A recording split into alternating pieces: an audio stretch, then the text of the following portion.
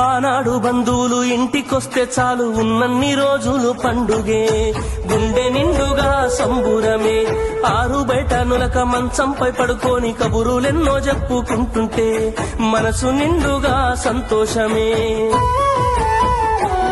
వాళ్ళు తిరిగి ప్రయాణం అవుతుంటే ఇంకో రోజుంటే బాగుండనిపించి ఎక్కే బస్సు వచ్చి వెళ్ళిపోయేదాకా చెప్పులు దాచిన జ్ఞాపకమే. బరువైన గుండెతో బాధపడేది కన్నీళ్లతోనే సాగనంపేది, బరువైన గుండెతో బాధపడేది కన్నీళ్లతోనే సాగనంపేది. ఆనాటి ప్రేమలు ఏమాయరో, బంధాలు బంధుత్వం ఎటువాయరా. డబ్బు బంధాలే మిగిలేనురో, మనుషులే దూరమయ్యేనురా.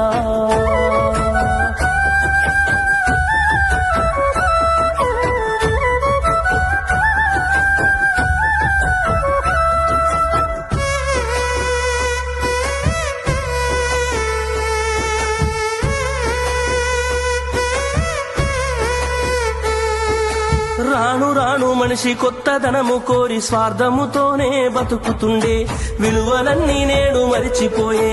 అయిన వాళ్లతో అనుబంధమంటే మొక్కుబడులుగా మారిపోయే, రక్త సంబంధాల ఉనికి మంట గలిసే. ఒకటే ఊరిలో ఉంటున్నా ఏడాదికోసారి కలుసుడాయే, ధనవంతులుగా కొంత మారిపోతే నిరుపేద బంధువుల మరిసిపోయే.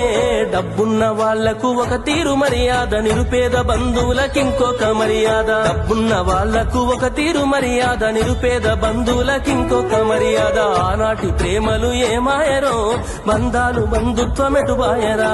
ఆనాటి ప్రేమలు ఏమాయరో, బంధాలు బంధుత్వం ఎటువాయరా.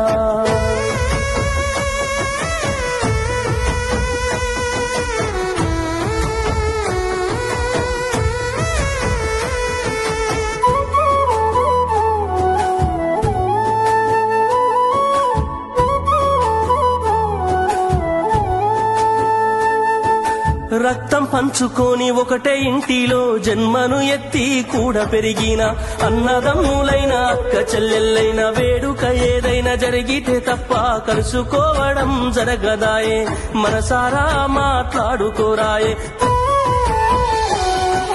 భోజనాలకు గంట ముందు వచ్చి పని ఏదో ఉందన్న సాకుతోటి మొక్కువడిగా భోజనం అయిన వెంటనే ఉంటామంటూ వెళ్లిపోవుడాయే. కనతల్లిదండ్రులను పలకరించే తీరిక లేని సంపాదనాయే, కనతల్లిదండ్రులను పలకరించే తీరిక లేని సంపాదనాయే. ఆనాటి ప్రేమలు ఏమాయరో, బంధాలు బంధుత్వం ఎటువాయరా. డబ్బు బంధాలే మిగిలేనురో, మనుషులే దూరమయ్యేనురా.